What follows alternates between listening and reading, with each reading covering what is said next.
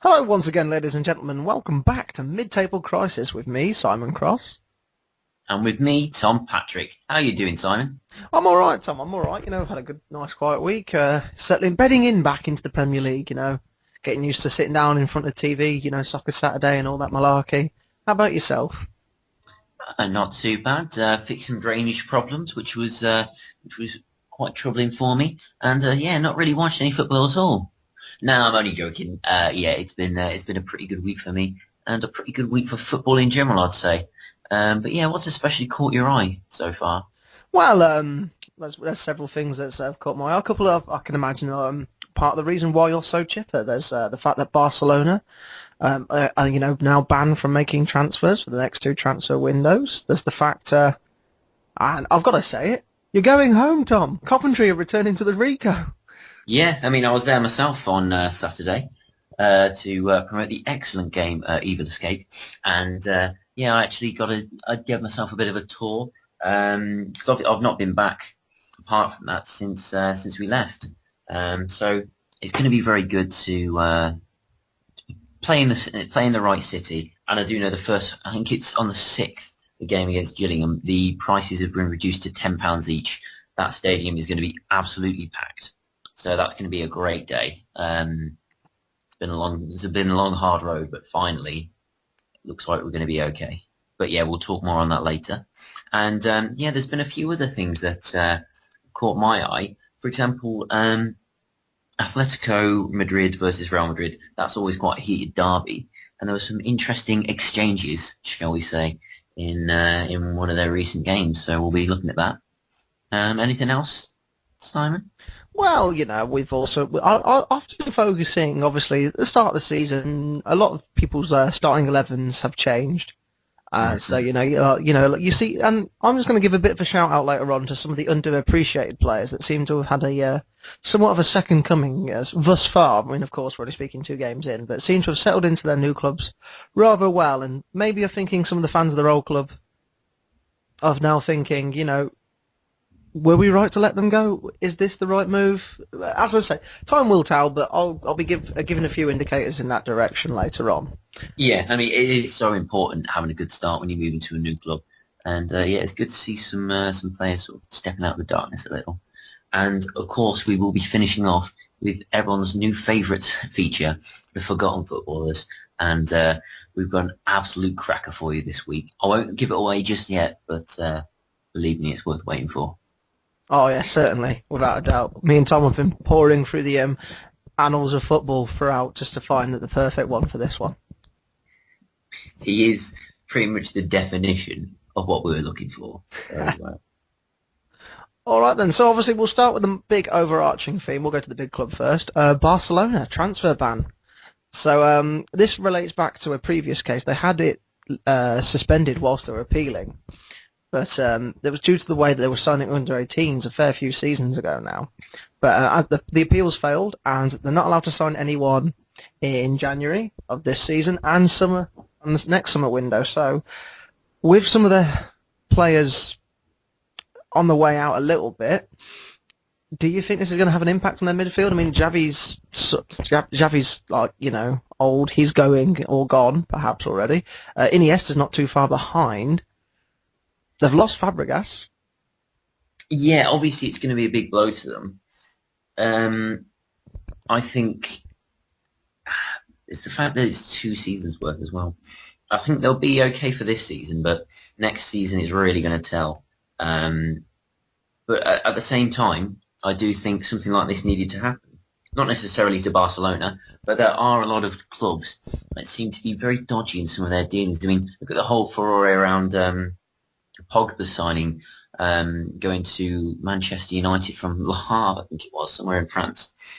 And yeah, I mean, the whole signing of underage players. I mean, look at Gael Kakuta as well. There's a lot of dodgy business going on by the bigger clubs, and they tend to get away with it. So now that such severe sanctions have been imposed, maybe we'll see it start to calm down a little bit. See, the severity of those sanctions has been... I mean, I know whilst the appeal's ongoing, you can't have a punishment running until the appeal's failed. And that's why, they were still able to sign players. But the fact that there's somehow a club that was, under the spotlight this much and under that much scrutiny for, the way they sign players, somehow managed to sign a player that was banned from all football activities until his appeal, was lifted after they'd signed him. Just reeks a little bit of... I can see why some people are going, you see some people, especially on social media, have you signed everyone you need yet? Okay, the ban starts now sort of thing. I can see where that's coming from a little bit. But you can't impose a ban until, obviously, all the jurisdictions gone through. There is a process there for FIFA, and they were following that, so you can't throw too much at their door. Innocent until proven guilty. You can't really ban them for.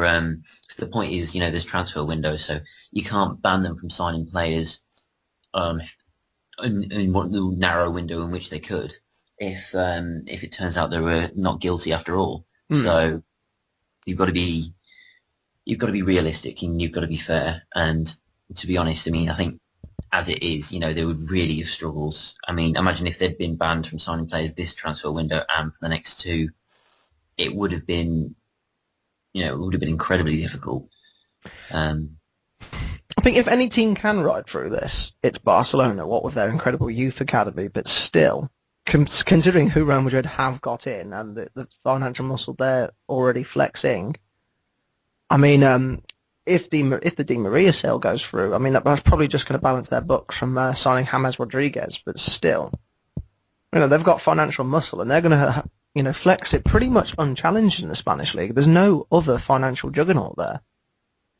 Atletico Madrid have got a bit of money, but what they don't have is, they're not one of the top few clubs in the world. Realistically, they're not very far off that. They were Champions League finalists and Spanish League winners, but Real Madrid have just got the pedigree and they're just better at attracting top players. So, yeah, it could be that Real Madrid see this as a great opportunity to hoover up the younger talent that maybe would usually go to Barca. So it's going to be a difficult time for Barcelona, and it's absolutely, it's Christmas Day and birthdays all at once for Real Madrid, because they've got a free win of it almost. Yeah, but as I say, bringing back a little bit to the point that you raised about the way that players were being signed, something had to give eventually. The tapping up, the buying of lavish gifts for players, relatives, and things of that nature, just so they're more likely to go for your club. It's just a bit, it's a bit seedy, and I'm glad something's being done about it in this regard. Yeah, I have heard that the only reason Paul Gascoigne signed for Spurs was he'd said to Alex Ferguson at Man United, "Yeah, I'll be signing tomorrow." Ferguson woke up and heard that he'd signed for Spurs instead, because basically Gascoigne's parents had been told that they'd be bought a brand new house, if he'd signed for Spurs. So he did sign for Spurs, and they did get the new house. But after Gascoigne had already said to Ferguson that he'd be signing for him. So this kind of thing's gone on for decades. It's just now being sorted out. We just have to look at the Neymar transfer and what went on around that. I don't think anyone really knows what happened there. But that was very dodgy as well, wasn't it? Oh, not much money ended up in Santos's pocket, I'll tell you that for free. Yeah, I think Neymar's dad actually made millions out of that deal. They were very, very dodgy. Well, his dad and his agent, let's not forget. The same person, but, So we had, two fingers in that particular pie, shall we say. Mm-hmm. So, but... I don't know, I think I'd ultimately, and this is like an absolute fantasy dream of mine, I'd like to see it that all the, soccer academies that we have, like Glenn Hoddle's one he did have out in Spain, if we all had a series of those and used the collegiate draft system, because that way youngsters would go to, other teams, but because obviously our infrastructure is so ingrained now, it's never ever going to happen, but you do see it out in the MLS, then they have the combi draft, where, there's 4 teams that, play each other, made up of draft picks, and then people make their decisions. And it works for them. And I think that's one of the reasons why the US soccer system is developing in the way that it is, because youth goes to teams that need them in those positions, because for those who aren't familiar with the draft procedure, the worst team gets the first pick next season.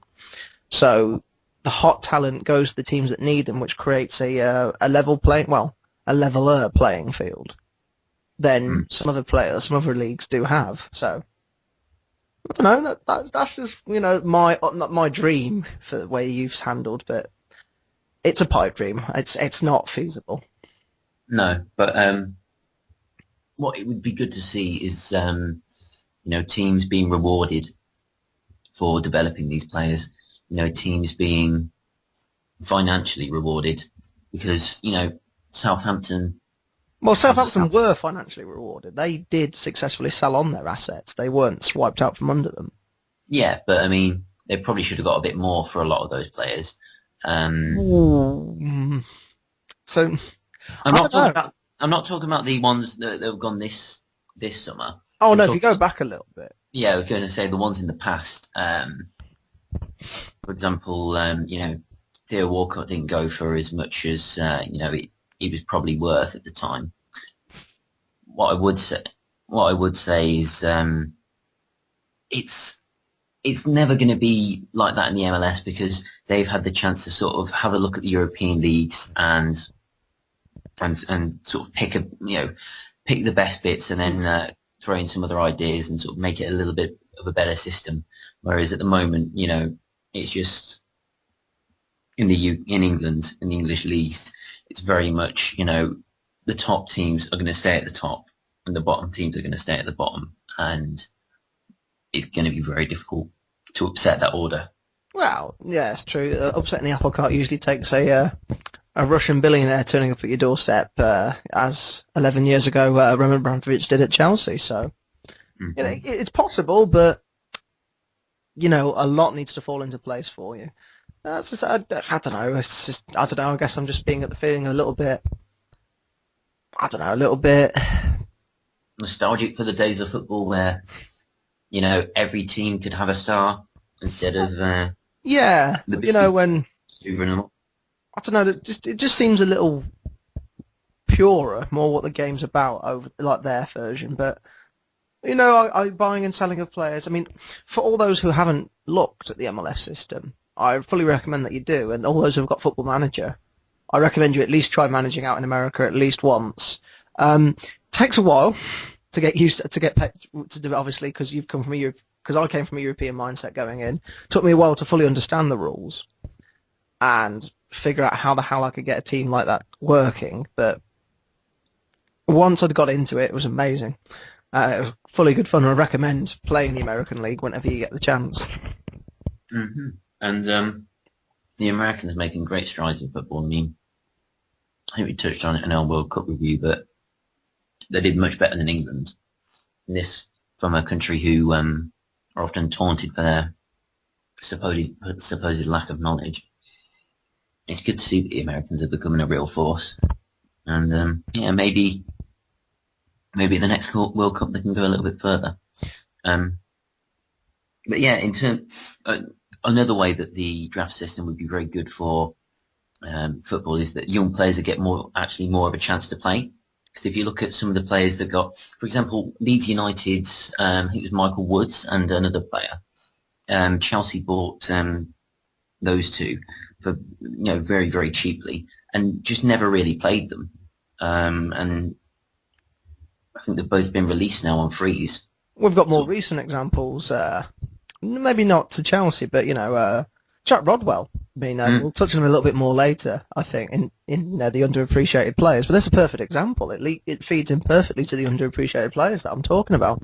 You look at Jack Rodwell. You look at Adam Johnson, even. They're two that went from Manchester City to Sunderland in the end, and they weren't appreciated there, but they fit in now well. I mean, they're not England players yet, but they're not far off. I mean, if they put a run of form together, if there's a little bit of injuries in those certain positions, they could find themselves in a place if they keep things going, for example.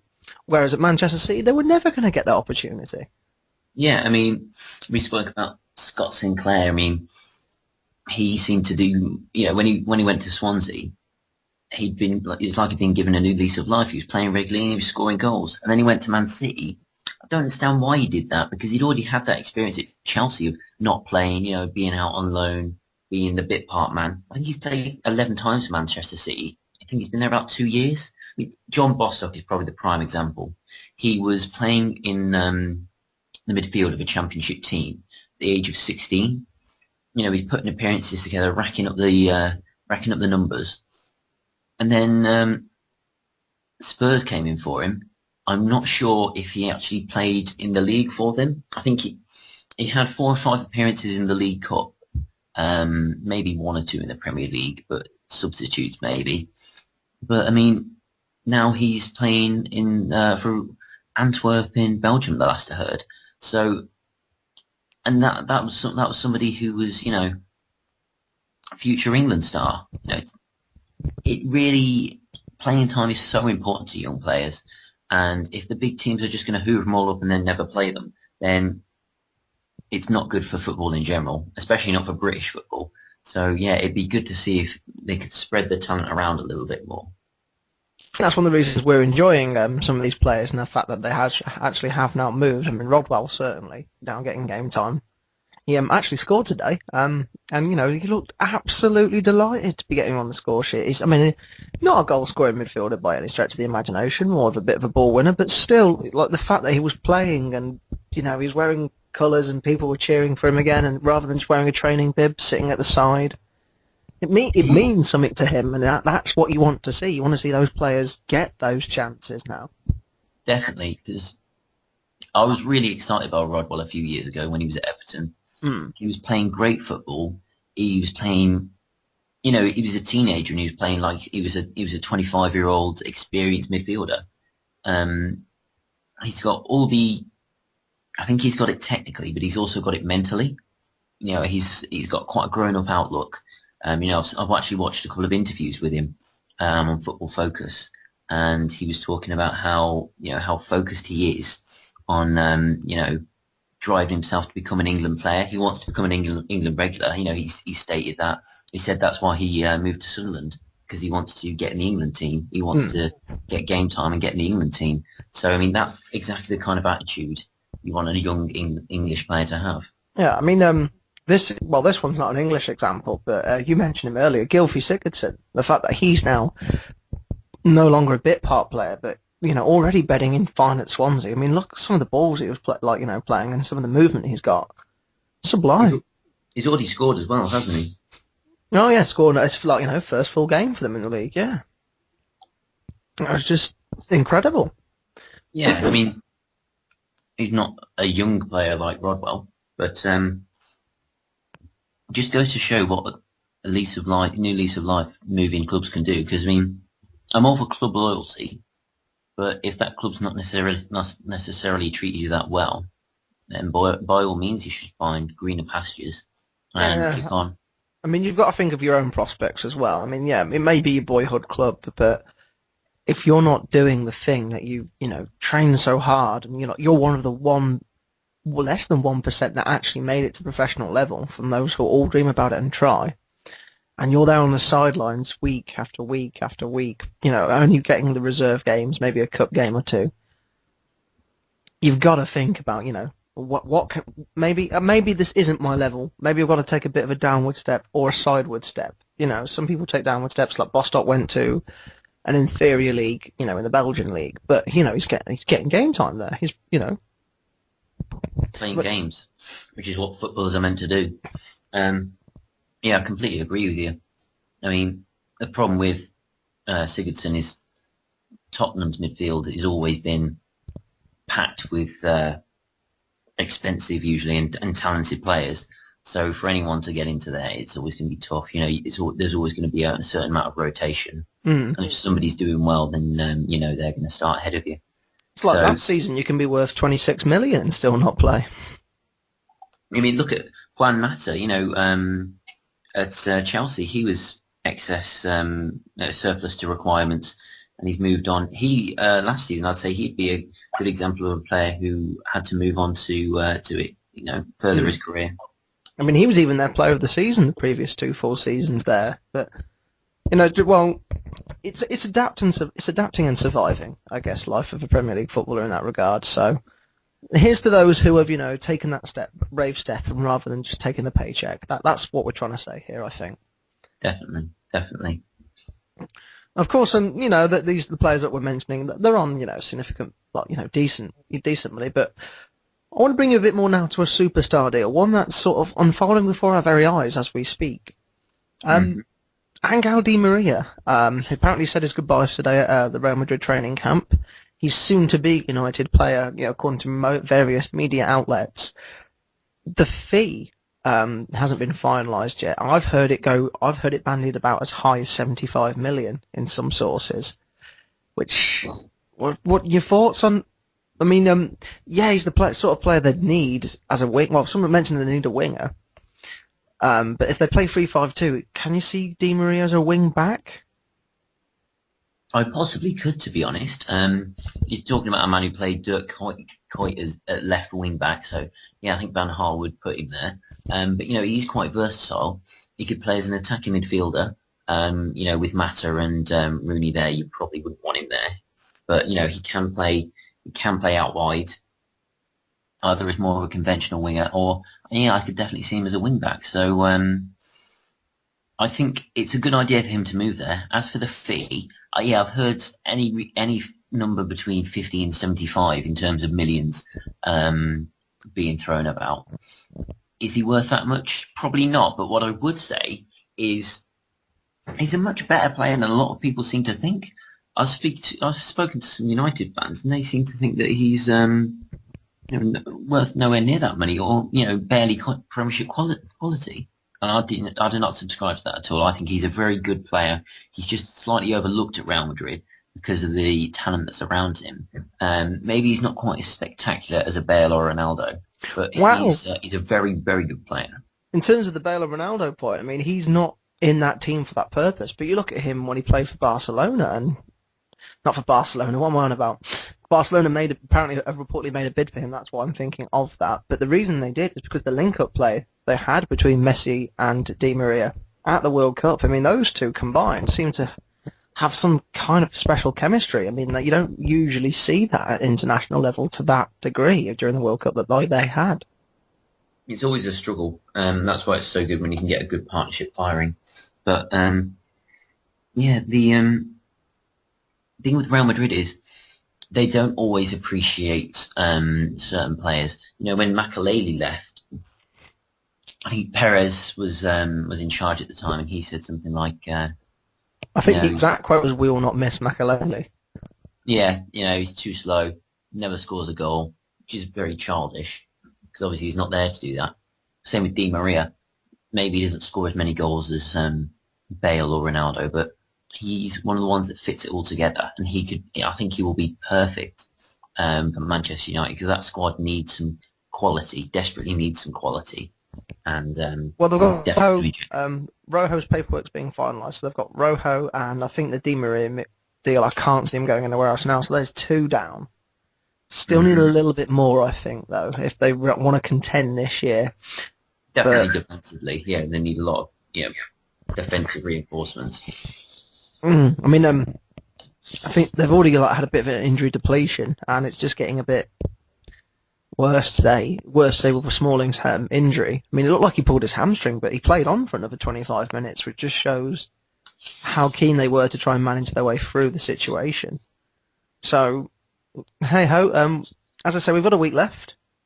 I believe the next time we record will be on deadline day itself, so by then maybe we'll have a more definitive answer as to who they've brought in for that. So, So yeah, no, we've covered. I mean, we've segued from the small to the big, and we've talked about the big money in football, and how we feel about it sometimes, and the purism.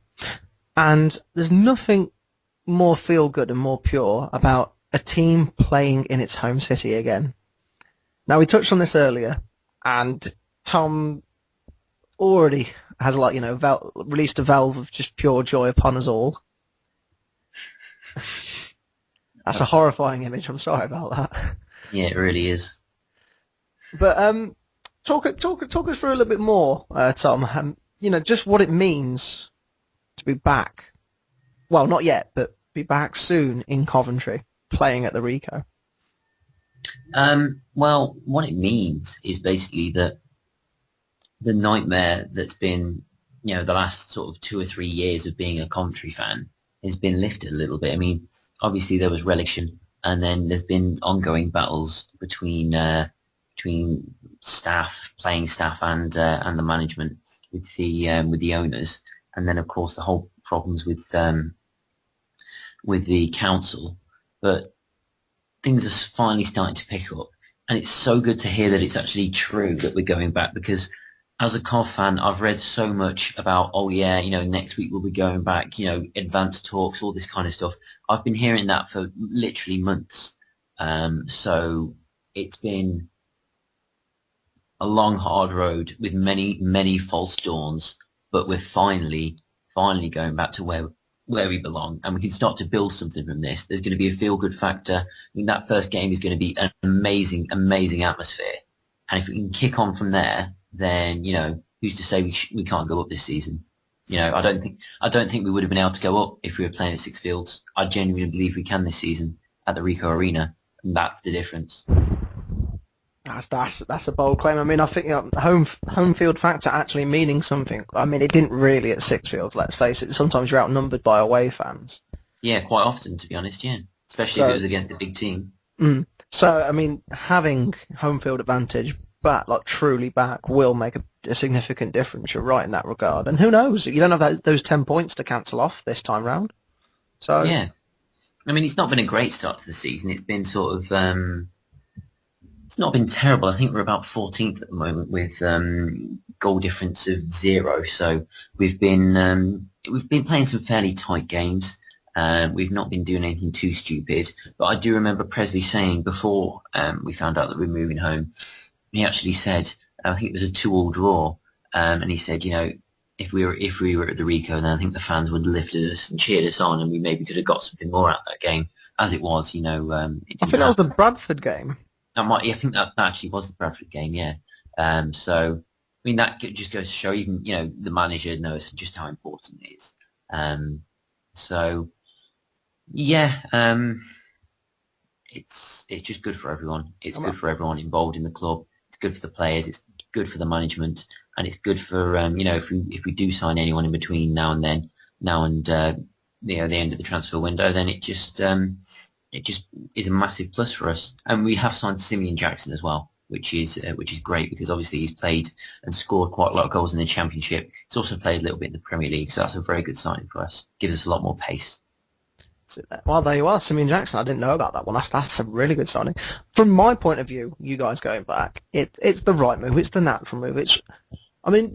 Sometimes we bandy about jokes about it, but in all honesty, I think all true football fans would agree that a team playing back in their home city is what's best for football all round. There's no doubt about that.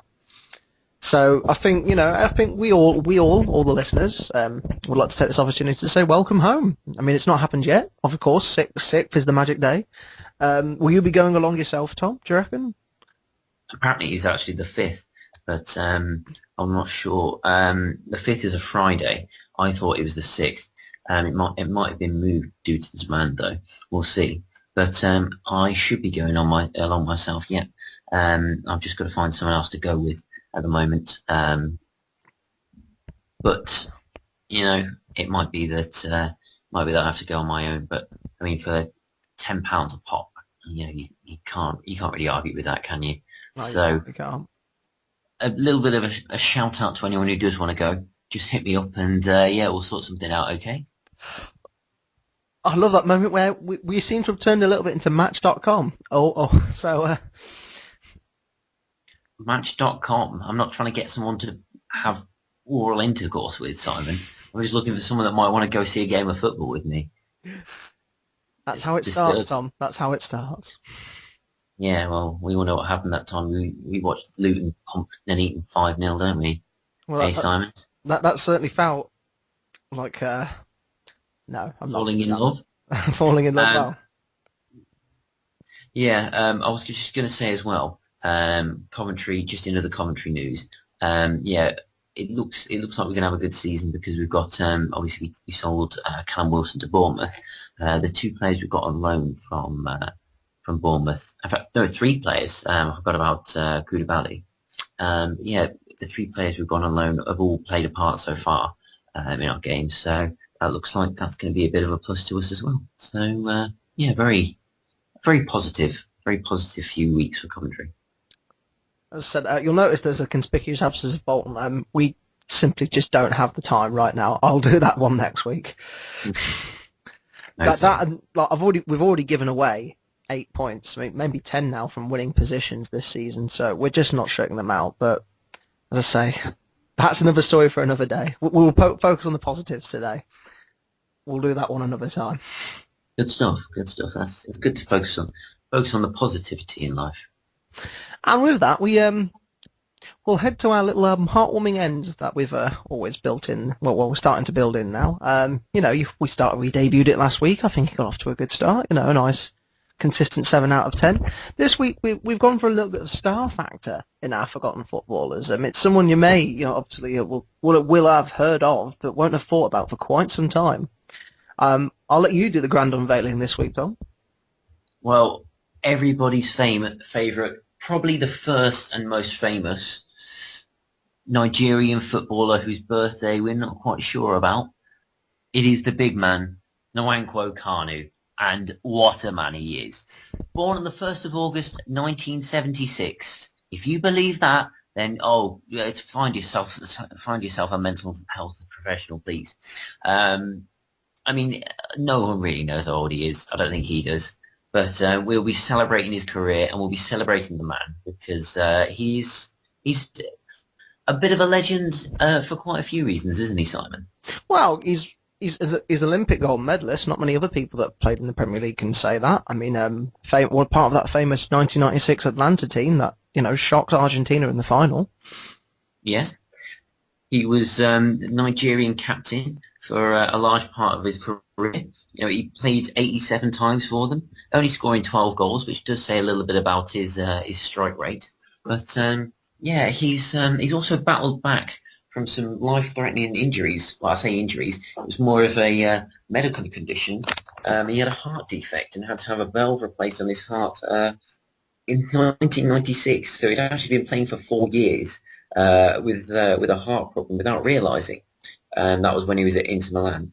His time there wasn't the best. And then he was sold on to Arsenal, which is where British audiences started to take a bit more notice of him. That's the first time I saw him, and probably you as well, Simon. What were your first impressions of him way back then? Oh God, I just remember the first time I saw him, this giant of a man lumbering on.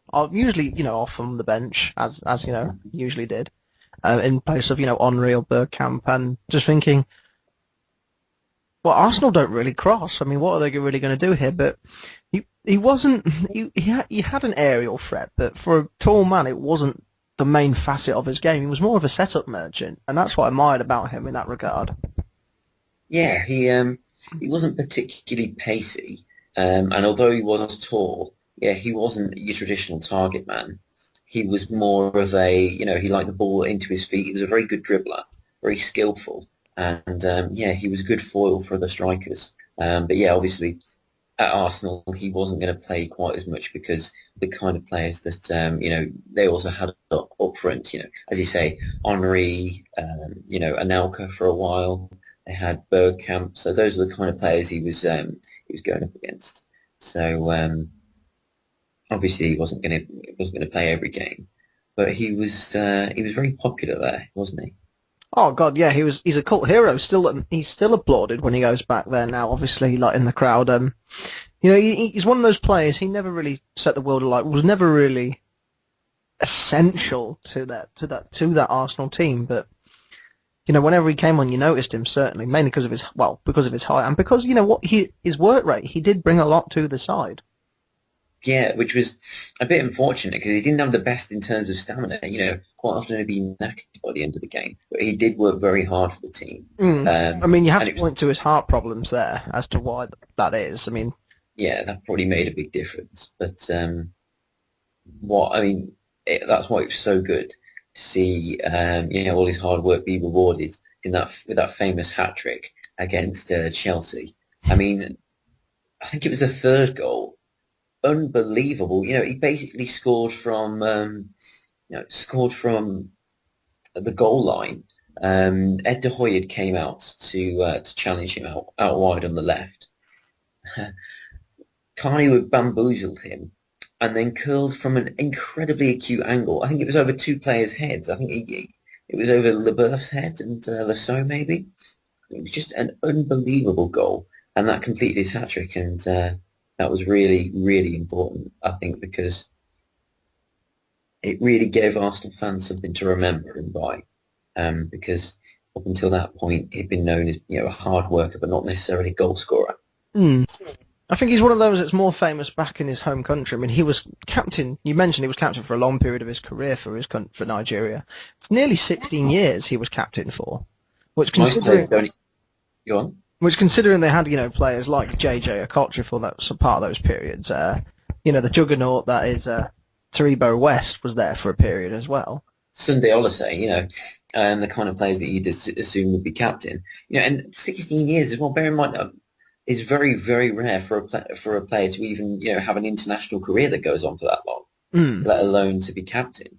So, I mean, with the greatest of respect, Nigeria had a decent well of talent in '96, but it was not a constantly replenishing well of talent. So that may have helped a little bit there. Mm-hmm.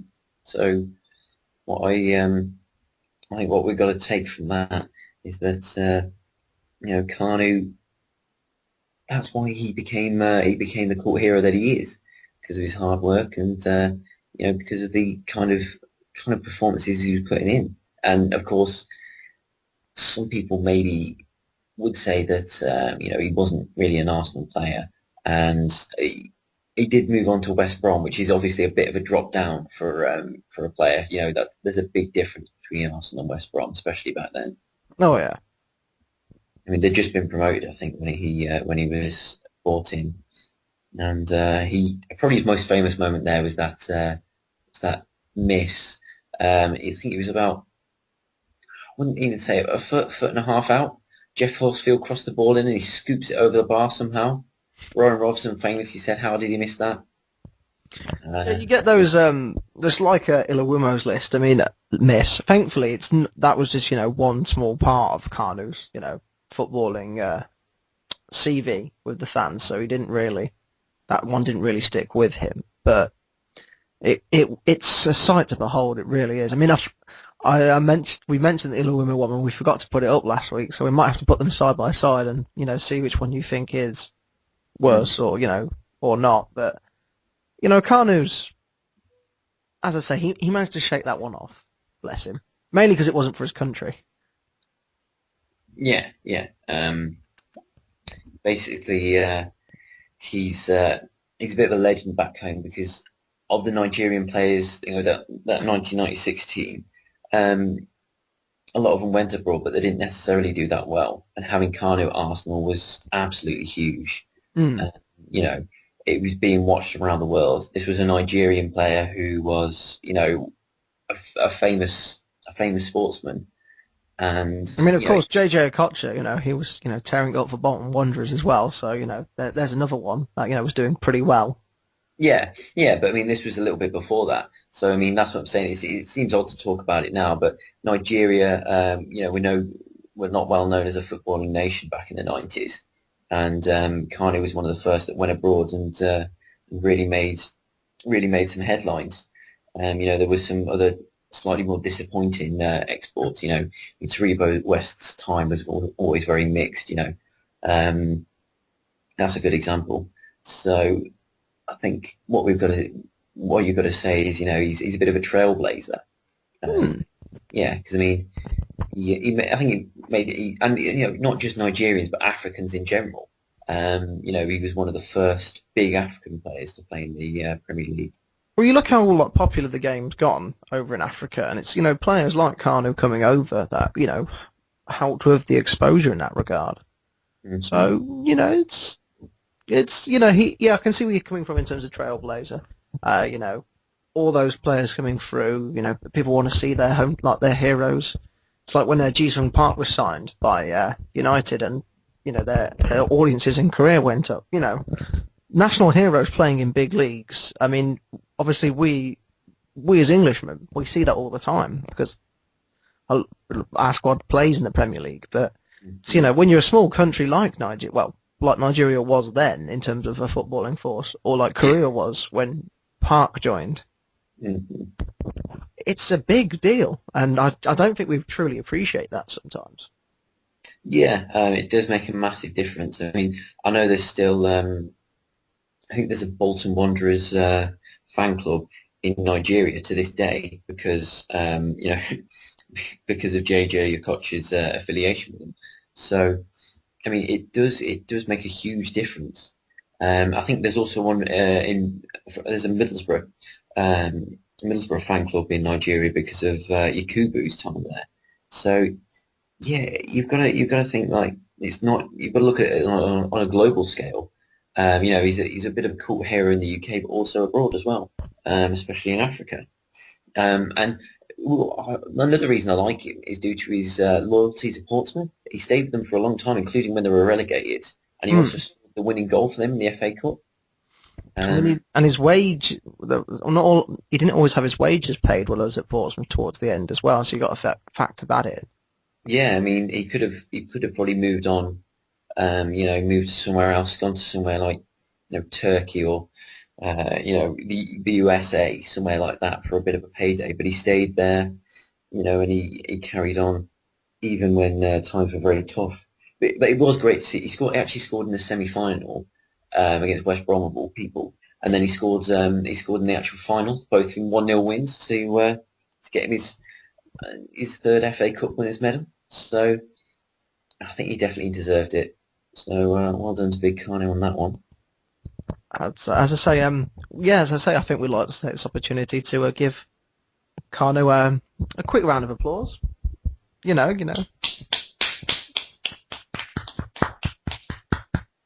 and we wish him well in whatever he's doing these days. I mean, we haven't really looked that far forward. We look at the past, really, with forgotten footballers, just to get your memory juices flowing in that Um, regard. yeah, he is a UNICEF ambassador. I know he does quite often. I've seen a few interviews with him talking about how he tries to improve things for people back in Nigeria, and he's also got the Kanu Heart Foundation, which basically has come about obviously due to the fact that his heart was in a very bad state, and he was literally, close to death before he had his operation. So yeah, he basically helps young African children who suffer from heart defects. So well done to him. Well done to him. He's done a lot of work for Africa in general, and especially Nigeria. So not just a good player, but a good man. And that's all you could ever want from one of our forgotten footballers. Yeah, So, I mean, I don't think it's the right moment to talk about some of these other stories, but perhaps next week we can talk about some of the stories that we've heard about Carney. But for now, let's just remember him as the player, the man, the legend. Kanu, what a hero. What a hero! And I think that's a pretty good place to end our coverage today. I mean, we've been looking at the future, the past, and the present, and the future looks pretty bright over in Coventry Way. So hopefully you'll join us next week when we're talking about Coventry's 5-0 win. But until that time, I hope you have a lovely week. Take care of yourselves and be nice to each other. It's goodbye from me, Tom Patrick. And it's also goodbye from me, Simon Cross. Have a good week, listeners. Bye-bye.